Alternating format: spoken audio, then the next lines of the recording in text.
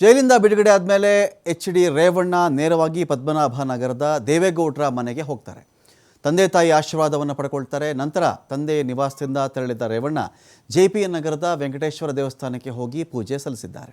ಆಮೇಲೆ ಮೈಸೂರಿಗೆ ಪ್ರಯಾಣ ಬೆಳೆಸಿ ನಾಡದೇವಿ ಚಾಮುಂಡೇಶ್ವರಿ ದರ್ಶನವನ್ನು ಕೂಡ ಪಡ್ಕೊಂಡಿದ್ದಾರೆ. ನಾಳೆ ಹೊಳೆನರಸೀಪುರಕ್ಕೆ ತೆರಳುವಂಥ ಸಾಧ್ಯತೆ ಕೂಡ ಇದೆ. ಮೊದಲು ಅಪ್ಪ ಅಮ್ಮನ ಆಶೀರ್ವಾದ ಪಡ್ಕೊಳ್ತಾರೆ. ಆನಂತರದಲ್ಲಿ ಜೆ.ಪಿ. ನಗರದ ವೆಂಕಟೇಶ್ವರ ದೇವಸ್ಥಾನಕ್ಕೆ ಅವರು ಹೋಗ್ತಾರೆ. ಅಲ್ಲಿ ಪೂಜೆ ಸಲ್ಲಿಸಿದ ಮೇಲೆ ನೇರವಾಗಿ ಮೈಸೂರಿನ ನಾಡದೇವತೆ ಚಾಮುಂಡೇಶ್ವರಿ ತಾಯಿಯ ದರ್ಶನಕ್ಕೆ ಅಂತ ಹೋಗಿದ್ದಾರೆ. ನಾಳೆ ಹೊಳೆನರಸೀಪುರಕ್ಕೆ ಎಚ್.ಡಿ. ರೇವಣ್ಣ ಅವರು ತೆರಳಬಹುದು.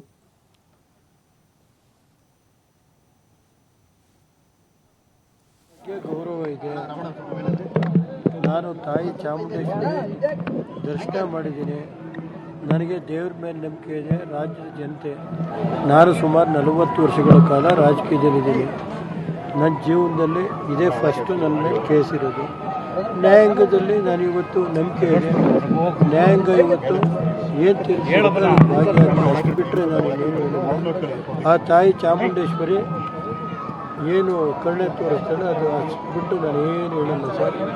ನಾನು ಇವತ್ತು ನ್ಯಾಯಾಲಯದಲ್ಲಿ ಕೇಸ್ ಇರುವಾಗ ನಾನೇನು ಮಾತಾಡೋದು.